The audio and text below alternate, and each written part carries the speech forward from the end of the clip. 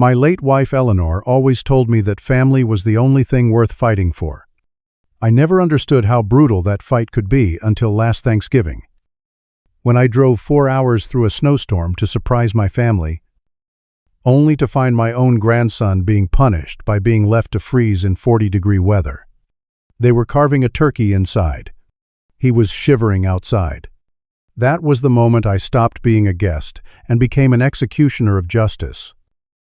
This is a story about a line that was crossed. If you believe that protecting family means everything, hit that subscribe button, because you won't want to miss what happens next. The snow started as a rumor just outside of Columbus. A few hesitant flakes ghosting across the massive windshield of my old Buick. By the time I merged onto the I-71, heading south into the deepening twilight, that rumor had become an undeniable truth. The world beyond the glass dissolved into a churning chaos of white, the steady rhythm of the windshield wipers fighting a losing battle. The car's heater, which had been Eleanor's pride and joy, was humming at full blast, pumping out air that smelled of aged vinyl and hot dust. It was a valiant effort, but it couldn't touch the cold that had settled deep in my bones, a cold that had nothing to do with the weather. It was Thanksgiving Day, and I was on my way to Cincinnati, uninvited. The decision had been made 3 days ago, during my weekly phone call with my daughter, Sarah. The calls had been getting shorter for months, each one leaving me with a vague, unsettling feeling, like listening to a song played slightly out of tune. "So, what are you guys doing for the holiday?" I'd ask, trying to sound casual. There was a pause on her end, just long enough for me to hear the faint sound of a television in the background. "Oh, you know, Dad," she'd said, her voice a little too bright. "Just a quiet one at home. Mark's got a big project deadline, so we're just keeping it low-key with the kids. You know how it is." I did know. I knew that was the kind of polite, sterile answer you give someone when you're hoping they don't press the issue. It was a closed door, gently swung, shut in my face. In all the years since she'd married Mark, I had never missed a Thanksgiving with her. But this year, I was being kept at arm's length. So here I was, a 70-year-old man driving through a blizzard, playing the part of the bumbling, benevolent grandfather, on a mission of surprise. On the passenger seat beside me, a paper bag held the pretext for my visit. A brand-new baseball glove for my grandson, Leo. The rich scent of its leather, a small pocket of summer in the wintry car. Beneath it, a stack of the superhero comics he loved. Their glossy covers a riot of impossible color. They felt less like gifts and more like a message in a bottle. A lifeline I was casting into waters I no longer understood. My hands tightened on the steering wheel, the worn leather cool beneath my palms. Eleanor would have never let it get to this. She had a sixth sense for family, an uncanny ability to detect the hairline fractures in relationships before they became chasms. I glanced at the empty seat beside me. The car had been hers. After she passed, I couldn't bring myself to sell it. Sometimes, like now, I could almost feel the phantom impression of her presence, a comforting weight that wasn't really there. A syrupy Christmas song came on the radio, and the memory it triggered was so vivid it was almost painful. It was another Thanksgiving, maybe a decade ago. Eleanor was a whirlwind of joyous energy in the kitchen, a smudge of flour permanently affixed to her cheek. The air was thick with the holy trinity of holiday smells: roasting turkey, zaga, stuffing, and melting butter. In the living room, Leo, all knees and elbows and a gap-toothed grin, was helping me assemble a ridiculously complex model train set. He'd looked up at me, his eyes wide with wonder, and asked, "Grandpa, will we do this every year, forever?" From the kitchen doorway, Eleanor had watched us, her arms crossed, a soft smile on her face. Later that night, after Leo was asleep, she'd put her hand on my arm. "Family is a fortress. John," she'd said, her voice quiet but firm. "It protects you from the cold, from everything else. It's your job to be the watchman on the wall." The memory faded, leaving behind an aching void. The car felt colder now. The drone of the engine and the swish of the wipers, the only sounds in my solitary world. I was the watchman, but I felt like I was miles away from the walls I was supposed to be guarding. By the time I turned onto Sarah's street, the blizzard had calmed into a gentle, almost cinematic snowfall. Her neighborhood was the picture of suburban tranquility, tidy brick houses, each with a welcoming porch light, cutting a warm, golden cone into the blue twilight. A profound sense of relief washed over me. So potent, it made me feel lightheaded. I was just a paranoid old fool, projecting my own loneliness onto my daughter's perfectly happy life. She was busy. She had a husband, a new baby. Of course, things were different. I chuckled to myself. The sound loud in the quiet car. I would show up, deliver the gifts, get a warm hug, and be on my way. My foolish fears put to rest. I parked at the curb and killed the engine. The silence was absolute, muffled by the thick blanket of fresh snow. I grabbed the bag of gifts and stepped out into the biting air. Sarah's house was the brightest on the block. Every window lit. A festive wreath hung on the deep red door. It was the kind of perfect image you see in a catalog. I started up the freshly shoveled walkway, a smile already forming on my face. That's when my eyes registered something that didn't belong in the perfect picture. A dark shape, a lump, huddled on the top step of the stone porch, just outside the reach of the welcoming light. My first thought was that it was a bag of donations, forgotten on the stoop. Then, my mind offered up another explanation, a pile of winter coats. Perhaps. Then the shape shivered, a small, convulsive movement, and the world stopped. It wasn't a shape. It was a person. It was my grandson. It was Leo. He was curled into a tight ball, his knees drawn up to his chest, his arms wrapped around them in a futile attempt to preserve some warmth. He was wearing a thin, worn-looking gray sweatshirt and a pair of jeans. That was it. No coat, no hat, no gloves. The falling snow had collected on his dark hair and the shoulders of his sweatshirt, melting into dark, damp patches. I was maybe 20 feet away, but I could see the violent, uncontrollable tremors that racked his body. His jaw was clenched, and as I drew closer, my heart pounding a sick, heavy rhythm against me ribs.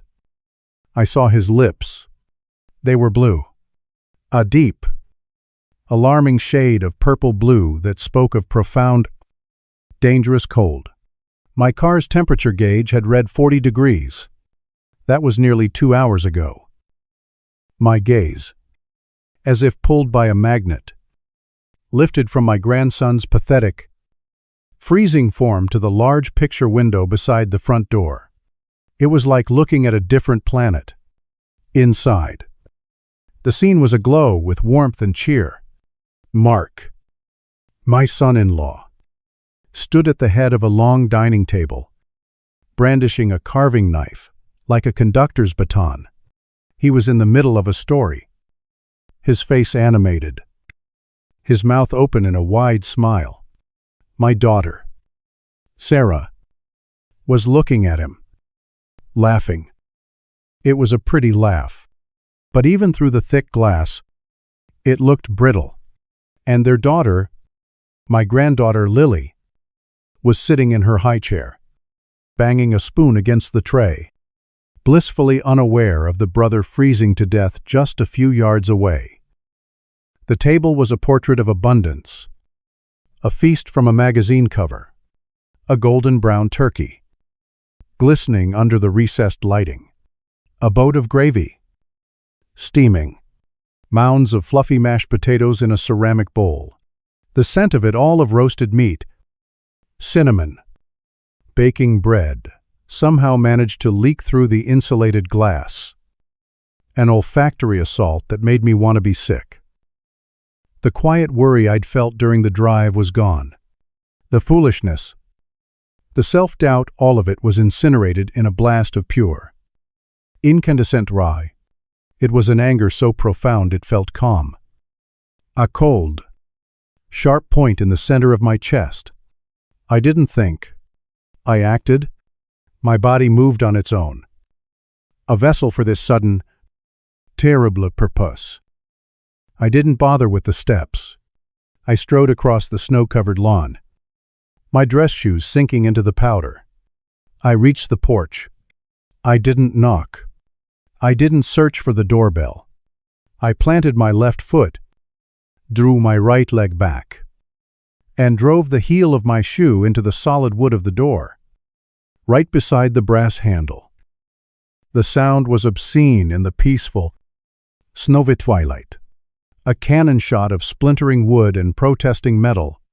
The door flew open, the lock giving way with a final, disparate crack, and it slammed into the interior wall. Inside, the laughter and chatter vanished, as if a switch had been flipped. There was a gasp. Then the sharp clatter of silverware hitting a plate. In the sudden, ringing silence, Lily's startled cry was the only sound. They were all staring, their faces a gallery of disbelief. Sarah's was ashen, her hand flying to her mouth. Mark had placed the carving knife down on the table. A slow, deliberate movement. His friendly, charming host facade had vanished, replaced by a mask of cold fury. My voice came out as a low, gravelly rasp that didn't sound like me at all. What in God's name is wrong with you people?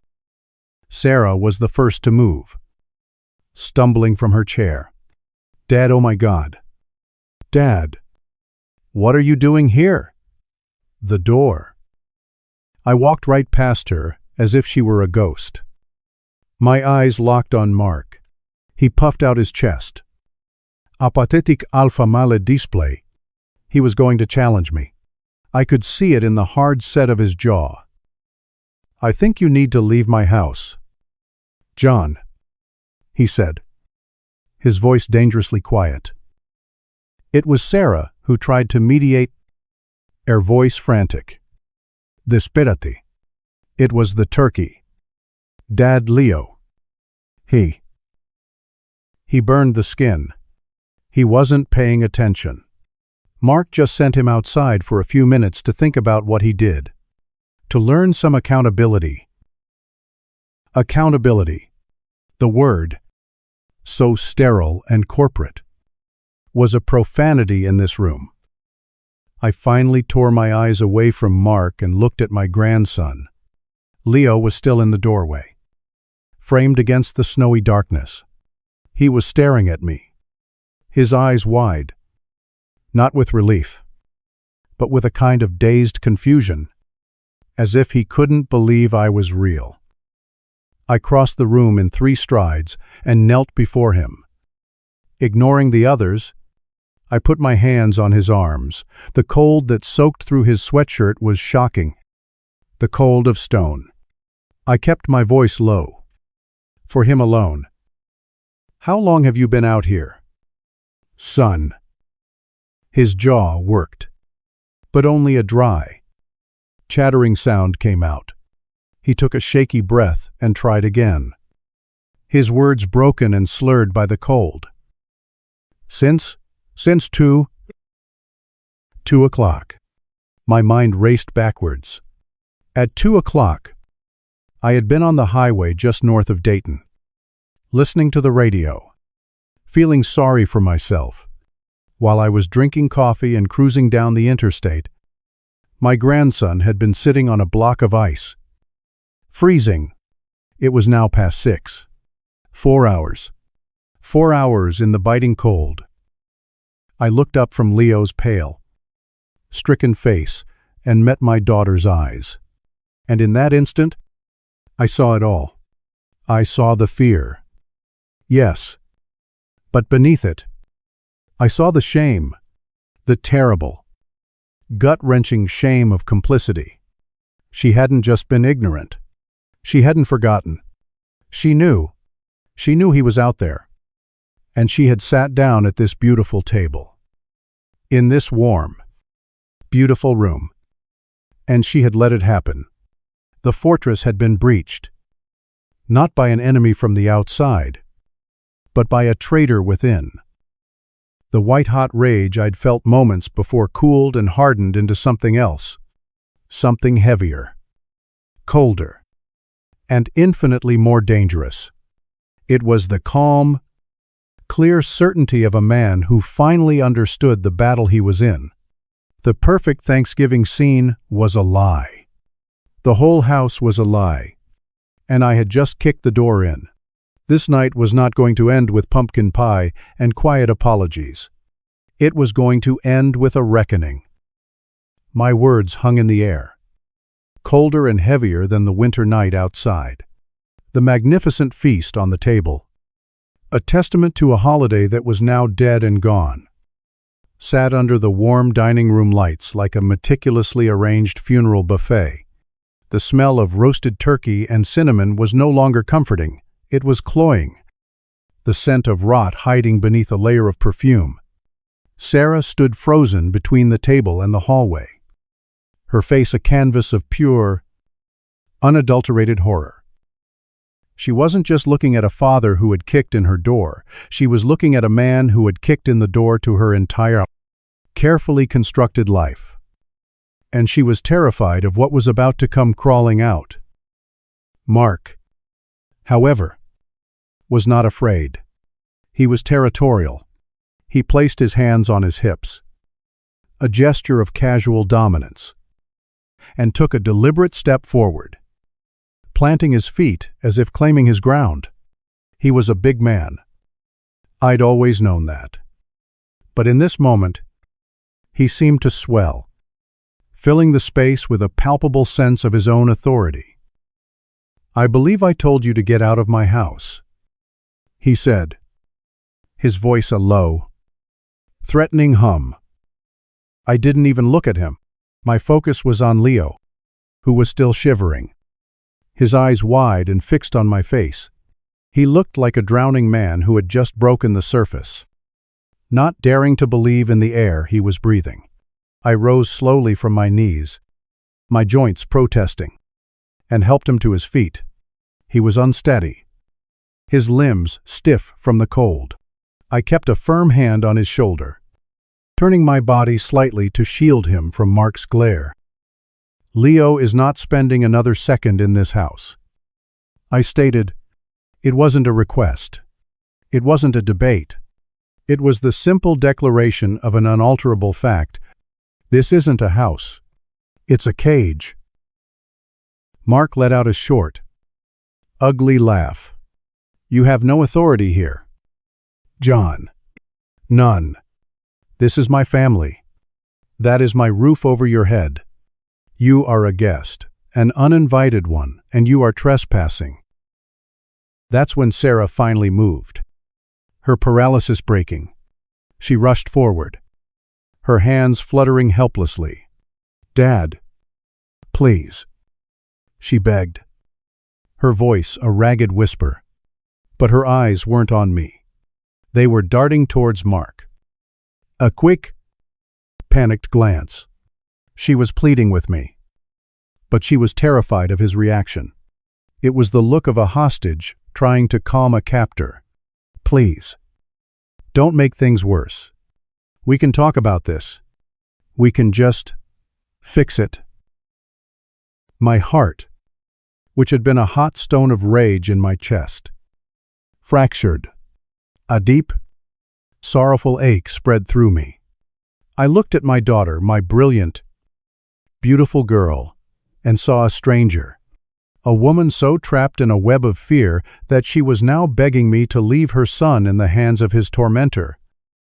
Worse, I asked, and my voice was quiet, stripped of its anger, leaving only a chilling emptiness. How could it possibly get worse than this? Sarah.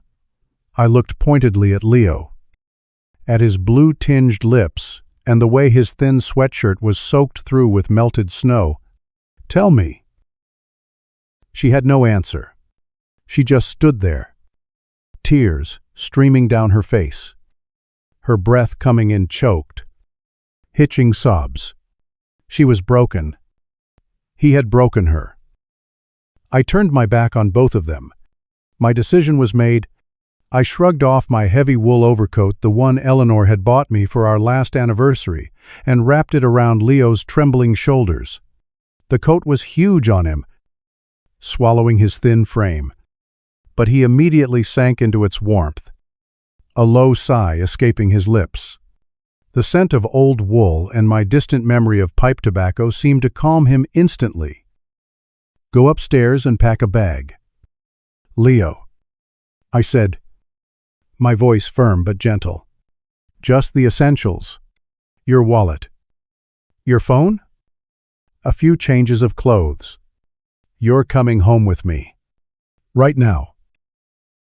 Leo stared at me, his eyes filled with a fragile, dawning hope that was almost painful to witness. He gave a single, jerky nod and turned to head for the stairs. He's not going anywhere. Mark's voice cut through the room. I turned to face him. He was holding his cell phone, its screen glowing with an eerie blue light in the warm room. He held it up as if it were a weapon. You take one step out that front door with him, and I'm calling 911. He said, a smug, triumphant smirk playing on his lips. He had found his angle. He had found his power. I will tell them you broke into my home and are attempting to kidnap my stepson. He's 18. Sure. But he is a legal dependent, living under my roof. I am his guardian. You are a confused old man who has become a danger to my family. Who do you think they'll believe? John. The air crackled. The threat was vile, a disgusting twist of the truth. But it was also clever. I could see the whole ugly scenario playing out in my mind, the confusion, the legal battle, the possibility of a restraining order, of me being legally barred from ever seeing Leo or Sarah again. A voice of cold, pragmatic reason whispered in my ear, telling me to be smart, to retreat, to call a lawyer in the morning, to fight this the right way. But then, I felt a faint tug on my sleeve. I glanced down. It was Leo. He hadn't gone upstairs. He was standing just behind me, his hand clutching the fabric of my shirt. He was looking at Mark, and for the first time that night, the fear in his eyes was being eclipsed by something else, a spark of defiance. He was standing with me. And in that moment, Eleanor's voice echoed in my head, clear as a bell. Protect the fortress. This was it. This was the moment. The watchman on the wall doesn't retreat when the enemy is at the gate. He stands his ground. I looked from the flicker of hope in Leo's eyes to the arrogant cruelty in Mark's, and the choice became devastatingly simple. There was no choice at all. I could not, would not, extinguish that hope. I met my son-in-law's gaze. I let the silence stretch, letting him savor his perceived victory. I saw the confidence in his eyes, the certainty that he had me trapped. Then, very calmly, I gave him my answer. Call them. The smirk on Mark's face vanished, replaced by a flash of disbelief. Then fury. He had expected me to fold. He had miscalculated. He jabbed a finger at the screen of his phone, his movements jerky with anger. As he turned his back to speak to the dispatcher in a low, urgent tone, I put my hand on Leo's back. "Come on," I said softly. "Let's get your things." I walked with him up the carpeted staircase. The upstairs hallway was as immaculate and impersonal as a hotel. But when Leo pushed open the door to his room, the illusion of the perfect home shattered completely. The room was small, barely larger than a walk-in closet. A single, bare bulb hung from the ceiling. There was a narrow bed with a thin, faded blanket, a small, scarred dresser, and one poster of a superhero taped to the wall, its corners curling. It wasn't a teenager's bedroom. It was a holding cell. It was the room of someone who didn't matter. While Leo pulled a duffel bag from his closet, his movements still clumsy from the cold, I opened the drawers of his dresser. A few t-shirts, a couple of pairs of jeans, some socks. That was it. I helped him pack, my hands moving with a steady purpose. We were an efficient team, working in the charged silence. Downstairs, I could hear the muffled cadence of Mark's voice as he spun his web of lies to the police. He was using words like agitated, confused, and erratic. He was painting a picture of me as a senile old man who had lost his mind. We were downstairs in less than 5 minutes. Leo clutched the strap of his duffel bag, standing close beside me. Mark was just getting off the phone. He turned to face us, his expression one of utter, reptilian satisfaction. "They're on their way," he announced to the room. "The police are sending a car. They understand the situation completely." He then turned his attention to Sarah, who was now crumpled in a dining room chair, her face buried in her hands. His voice softened, becoming a disgusting parody of concern. "Sarah, honey, tell your father to stop this, for his own good. There's still time to end this before he gets himself into real trouble." It was his final move, a last-ditch attempt to use his wife as a pawn to get what he wanted. Sarah didn't look up. She just shook her head, a small, defeated gesture. And so we waited. The silence that descended upon the house was the loudest I had ever heard. It was a living thing, thick with unspoken accusations and years of suppressed pain. The grandfather clock in the hall ticked off the seconds, each one a hammer blow against the stillness. The only other sounds were the quiet hum of the refrigerator and Sarah's ragged, watery breaths. The uneaten feast sat on the table, the food beginning to congeal on the serving platters. A perfect family Thanksgiving. Flash frozen at the moment of its death. I stood by the door, my hand resting on Leo's shoulder. As-il promise. I could feel the tremors in his body had finally begun to subside, replaced by a tense, waiting stillness. It started as a sound so faint I thought I was imagining it a distant, mournful wail that cut through the soft hush of the falling snow. Then it grew louder, closer, an undeniable siren slicing through the night. Then came the lights, a pulse of red, then a pulse of blue, washed through the large picture window. The lurid colors swept across the walls of the perfectly decorated living room, painting everything in the ghastly hues of an emergency. The lights danced across Sarah's bowed head, across the dead turkey on the table, across the smug, confident face of my son-in-law. The private war for my grandson's soul was over. The public spectacle was about to begin. The silent, Strobing lights of the police cruiser were a declaration of war. They painted the room in brutal, alternating flashes of crimson and cobalt, transforming the cozy living room into a chaotic, alien landscape. The warm, yellow light from the lamp seemed to cower in the corners, beaten into submission.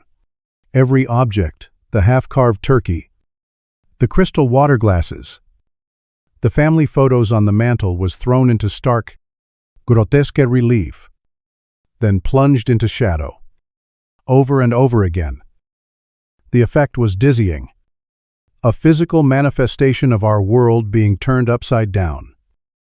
A sharp knock on the splintered door frame made us all jump.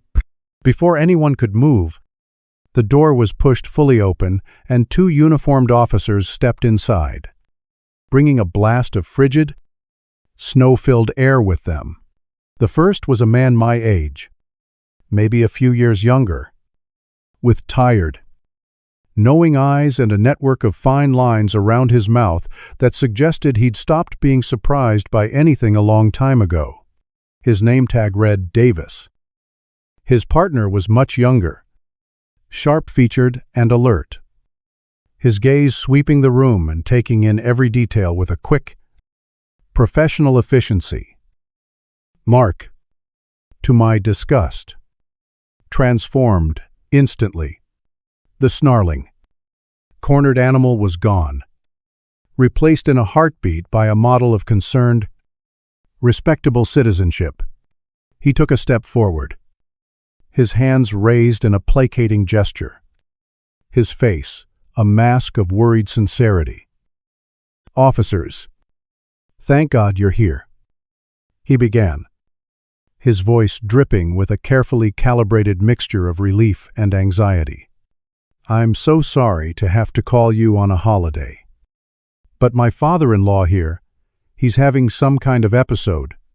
He showed up unannounced, broke down my door, and is insisting on taking my stepson. We're all very concerned for him. He seems very confused." He even reached out and placed a hand on Sarah's shoulder, a gesture of protective ownership clearly meant for the officer's benefit. Sarah flinched at his touch. A tiny, almost imperceptible movement. But I saw it, and I prayed they saw it too. Officer Davis's gaze moved from Mark's performance to me, his expression unreadable. "Sir," he said, his voice a calm, neutral baritone, "what's your side of the story?" I took a breath, forcing the rage down, knowing that losing my composure now would only validate Mark's lies. I chose my words with the care of a man defusing a bomb. "My name is John Miller. Sarah is my daughter. Leo is my grandson. I drove from Columbus to surprise them for Thanksgiving. When I arrived, approximately 45 minutes ago, I found my grandson locked out of the house, on the front porch. The temperature is 40 degrees and falling. He had been out here." I paused, letting the words land. "For 4 hours. As punishment for slightly burning a turkey." I did not raise my voice. I did not gesture wildly. I presented the facts, cold and hard and undeniable, like stones I was laying at their feet. Davis's eyes flickered toward Leo, who was still huddled inside my coat, and then to the ruined front door. He was connecting the dots. The younger officer was watching Sarah, whose face was still buried in her hands. "Okay," Davis said slowly. "A decision made. Here's what we're going to do." He looked at his partner, Rodriguez. "Why don't you talk to Mr. and Mrs. Albright in the kitchen? I'll speak with Mr. Miller and the boy out here." A spark of hope ignited in my chest. He saw it. He saw that this wasn't a simple domestic dispute. He understood the need to separate us, to break Mark's suffocating sphere of influence. Mark's confident expression tightened almost imperceptibly at the edges. This was not part of his plan. He followed Officer Rodriguez into the kitchen, placing a proprietary hand on the small of Sarah's back to guide her. A final. Silent assertion of control. When they were gone, Davis pulled a dining room chair away from the table and turned it to face us. He didn't sit. "Son," he said, his voice softening slightly as he addressed Leo. "Can you tell me what happened tonight?" Leo looked up at me, his eyes asking for permission. I gave a small nod. "It's okay. Leo, just tell him the truth." Leo's voice, when it came, was barely a whisper, thin and raspy from the cold and disuse.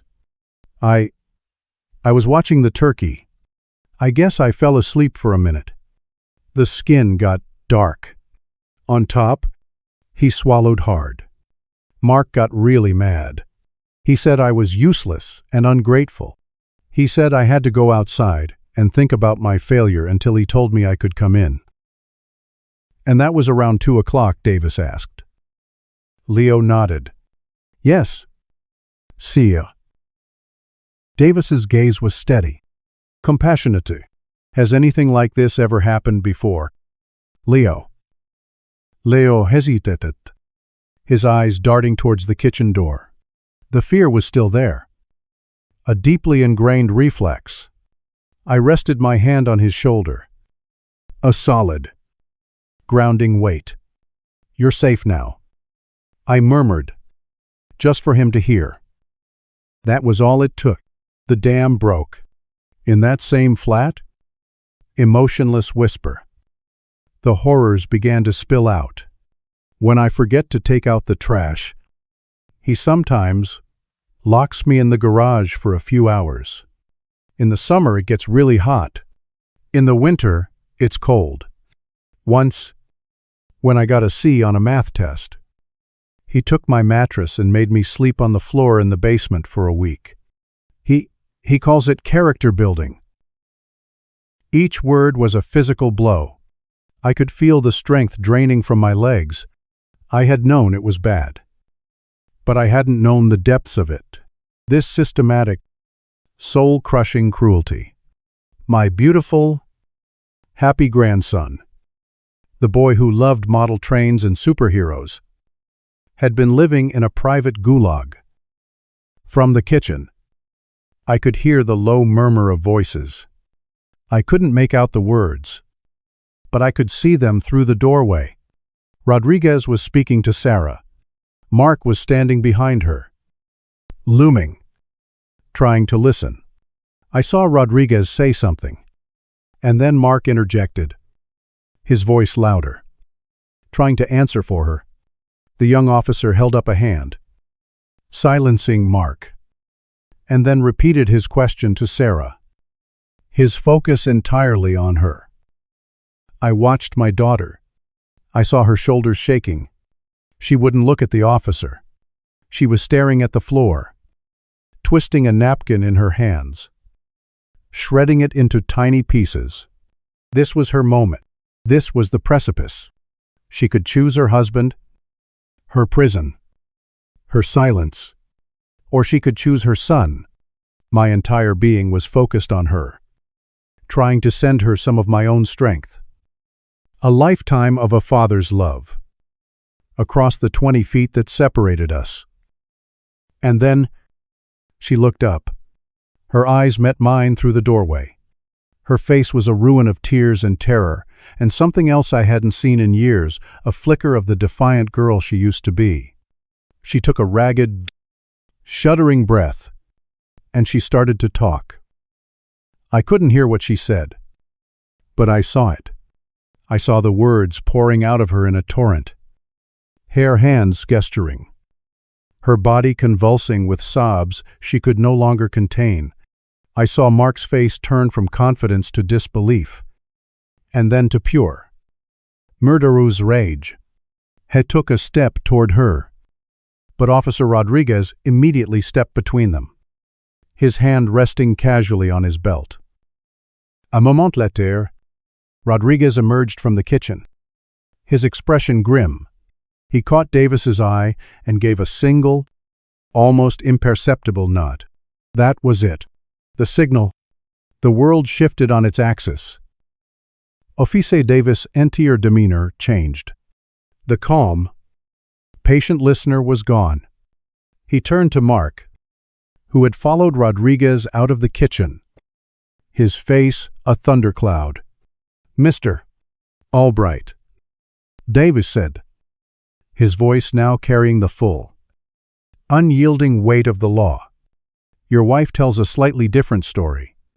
She tells me you specifically locked the deadbolt so she couldn't let your son back in the house. Is that true?" "She's hysterical," Mark spat, his voice rising, losing its smooth veneer. "He's been manipulating her. This old man shows up and—" "Is it true?" "Mr. Albright," Davis repeated, his voice like stone. He took a step closer. "She also told us about the garage. And the basement." Mark's face went pale. He looked from Davis to me, then to Sarah, who was now standing in the kitchen doorway, weeping but resolute. He was trapped. The mask didn't just fall, it shattered. "She's a liar, they're all lying," he shrieked, his voice cracking with panic. Davis didn't waste another second. "Mark Albright, please put your hands behind your back. You are under arrest for child endangerment."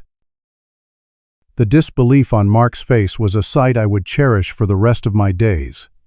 "You can't be serious. I'm the victim here. He broke into my house. We'll sort it all out downtown," Davis said calmly. As Rodriguez moved forward, Mark's panic erupted into a full-blown narcissistic meltdown. "You weak, pathetic woman," he screamed at Sarah, his face contorted in an ugly sneer. "I gave you everything, this perfect house, this perfect life, and you throw it all away for him." His venomous gaze shifted to me. "This is your fault. You old bastard. You ruined my family." Then came the sound, the most beautiful, most satisfying sound I have ever heard in my life. The sharp, metallic, double click of handcuffs being ratcheted tight around Mark Albright's wrists. It was the sound of a cage door slamming shut. The sound of justice. As the officers began to lead him away, a screaming, struggling mess of impotent rage. He passed the dining room table. He passed the cooling turkey, the uneaten mashed potatoes, the silent, waiting gravy. He was escorted out through the same splintered doorframe he had stood in so confidently just minutes before. A king being deposed from his castle. The front door closed, cutting off his fading shouts. The police cruiser's engine started, and then the flashing red and blue lights pulled away from the window, sweeping across the room one last time before disappearing down the street, leaving us in the sudden, shocking silence. The ticking of the grandfather clock in the hall sounded like a drumbeat in the quiet. Sarah slid down the wall in the doorway and sat on the floor, her body shaking with silent, racking sobs. Leo stood beside me, unmoving, his hand still clutching my shirt. He hadn't let go. The immediate threat was gone. The monster had been dragged away, but we were left behind. 3 broken people standing in the ruins of a home, surrounded by the ghosts of 1,000 unspoken truths. The battle was over. But the war, I knew, was just beginning. The silence left behind by the departing police car was a physical presence. It was heavier than the overturned chairs, more oppressive than the smell of cooling food that now seemed to mock us from the dining table. The flashing lights were gone, and the room was plunged back into a soft, yellow dimness that felt both intimate and interrogating. We were the only 3 people in the world, standing in the crater of a life that had just been blown apart. Sarah was the first to make a sound. "Allo," ragged keen, that seemed to be pulled from the very depths of her soul. She was still on the floor, curled into a ball. A ship that had finally succumbed to the storm and crashed upon the rocks. Leo remained frozen beside me, his knuckles white on the strap of his duffel bag, his eyes wide and vacant, staring at the spot where his stepfather had last stood. He was in shock, his mind still trying to process the tectonic shift that had just occurred. My own rage had burned itself out, leaving behind the cold, heavy ash of exhaustion and a profound, aching sorrow. I looked at my daughter, crumpled and broken, and at my grandson, standing like a statue carved from ice. And I knew that the night's work was far from over. Kicking down the door had been the easy part, building something new from the wreckage that would be the fight of our lives. I moved first. My knees creaked in protest. As I knelt beside Sarah, I didn't say anything. I just placed a hand on her trembling back. For a moment, she flinched. But then she seemed to recognize my touch and leaned into it. Her sobs turning from silent convulsions into audible, heart-wrenching gasps. "What about Lily?" she whispered into the carpet, her voice muffled and thick with tears. "Oh God. Dad. Lily." The thought of my youngest granddaughter, asleep upstairs and innocent of the entire night's horrors, sent a fresh wave of pain through me. She was a victim in this, too. "We'll figure it out. Sarah," I said, my voice rougher than I intended. "One step at a time. The first step is getting you and Leo out of this house. You can't stay here tonight." It took another hour to leave, an hour filled with the surreal logistics of dismantling a life. Sarah, moving like an automaton, made a single phone call. Her voice was flat, devoid of emotion, as she spoke to Mark's mother, telling her there had been a family emergency and that someone needed to come for Lily. She didn't explain. She couldn't. It was a problem for tomorrow. While we waited, I helped Leo gather a few more personal effects from his room, a worn copy of a favorite book, a framed photo of him with Eleanor, a few other small treasures hidden away in the back of his closet. We moved in a quiet, shared purpose, leaving the feast to rot on the table below. We didn't touch a thing in the rest of the house. It was a crime scene, and we were survivors, gathering what we could before fleeing the blast zone. The drive back to Columbus was the longest 4 hours of my life. The snow had stopped, leaving behind a world that was unnervingly clean and silent beneath a bruised, starless sky. Sarah sat in the passenger seat, her face a pale reflection in the window, watching the dark, frozen Ohio landscape slide by. Leo was in the back, and for the first hour, he was as silent and still as the trees we passed. But then, somewhere on the long, empty stretch of I-71, his body finally gave in to the exhaustion and the trauma. His head slumped against the window, and he fell into a deep, twitching sleep. A while later, Sarah carefully reached back, gently guiding his head until it rested on her shoulder. She spent the rest of the drive like that, a living statue of maternal grief, her son's head cradled against her as if he were a small child again. The rhythmic thump-thump of the windshield wipers counting out the seconds of our slow escape. The snows of that Thanksgiving eventually melted, and the bleak, frozen earth of winter gave way to the tentative green of spring. 4 months can feel like a lifetime, or no time at all. In our case, it was both. My quiet, orderly home, once a sanctuary for a lonely widower, had become a refuge. The silence was replaced by the low murmur of conversation, the scent of fresh coffee in the morning, The sound of two lives slowly, painstakingly being put back together. The legal battle, when it came, was less a battle and more of a grim, methodical procedure. Faced with Sarah's unwavering testimony and the charges against him, Mark had done what all bullies do when their power is stripped away. He folded. He took a plea bargain, child endangerment, reduced to a lesser charge in exchange for his guilty plea. He got probation, a hefty fine, and was court-ordered to attend a year of anger management classes. Most importantly, Sarah was granted an emergency restraining order, a legal wall that kept him 1,000 feet away from her and Leo at all times. The divorce was in progress, a slow, grinding process of paperwork that was severing the final ties to that old life. Justice, I learned, isn't always a thunderclap of righteous vengeance.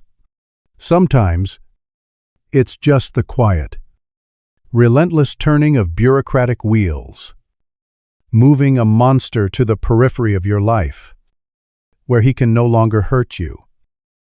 The changes in Leo were gradual, but profound. The haunted, perpetually braced look in his eyes began to fade. Color returned to his cheeks.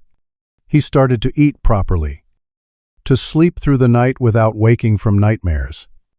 The acceptance letter from Ohio State University arrived in March. A full engineering scholarship. We celebrated with a pizza. And for the first time since I could remember, I heard him laugh. A real, deep, unburdened laugh. But a few weeks later, he came to me in the evening as I was sitting on the back porch, watching the sun set. He had a university course catalog in his hands. "Grandpa," he started, his voice serious. "I've been thinking a lot. About engineering. About what I want to do." He sat down in the chair next to mine. "I don't think I want to build bridges anymore." He opened the catalog and pointed to a page. "I want to do this. Social work." I looked at him, at the quiet determination in his eyes. The superhero comics I'd brought him on that terrible night were still in his room. I had meant for them to be an escape, a reminder of a simpler, more heroic world. I never imagined he would take them as a calling. He had looked into the abyss of human cruelty, and instead of being broken by it, he had decided to spend his life fighting it. He wanted to be the person who showed up for other kids who felt as hopeless and alone as he had. He wanted to be the hero. My heart swelled with a pride so fierce it felt like it might break my ribs. Sarah's healing was a quieter, more complicated process. For weeks, she walked through my house like a ghost, consumed by a guilt that was a palpable presence in the room. We had long, difficult talks in the dead of night. Talks filled with tears and regret. She spoke of her fear, of the financial dependency Mark had cultivated, of the way he had slowly, methodically isolated her and convinced her that his cruelty was a form of love. I didn't offer easy forgiveness. I just listened. I listened until she had no more words. And then I made her a cup of tea, and we sat in the quiet companionship of a father and daughter who were finding their way back to each other. Slowly, she began to emerge. She found a part-time administrative job at a local clinic. She started wearing a little makeup again. She reconnected with old friends. The brittle, too bright laugh was replaced by a genuine smile that once again reached her eyes. One evening in late April, I was in the kitchen, washing dishes. Through the window above the sink, I could see Sarah and Leo in the backyard. She was trying to teach him a complicated card trick, and failing miserably. They were both laughing, their heads close together in the soft, golden light of the setting sun. The sound of their shared joy was the sweetest music I had ever heard. In that moment, I thought of Eleanor. I thought of her standing in a doorway, smiling, watching her family protect the fortress. She had told me I had failed for a time. I had been a watchman asleep at his post. But on that one terrible Thanksgiving night, I had finally woken up and looking out at my daughter and grandson, safe and healing and whole. I knew, with a certainty that settled deep in my soul, that Eleanor would be proud. A little later, Leo came out onto the porch and sat with me. Just as he had weeks before, we sat in a comfortable silence for a long time, watching the fireflies begin to flicker in the growing dusk. "Thank you, Grandpa," he said finally, his voice soft. "You know, for everything. You saved me." I looked at my grandson. No, not a grandson, but a fine young man, forged into something strong and compassionate by the fires he had endured. "You saved me too, Leo," I told him, my voice thick with emotion. "You taught me what family is really about. It's not just about blood. It's not about holidays or perfect dinners.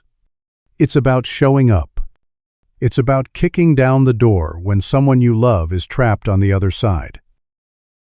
We rebuilt our family from the ashes of that night. It wasn't the same fortress Eleanor and I had started with. It was smaller, scarred, and forever changed.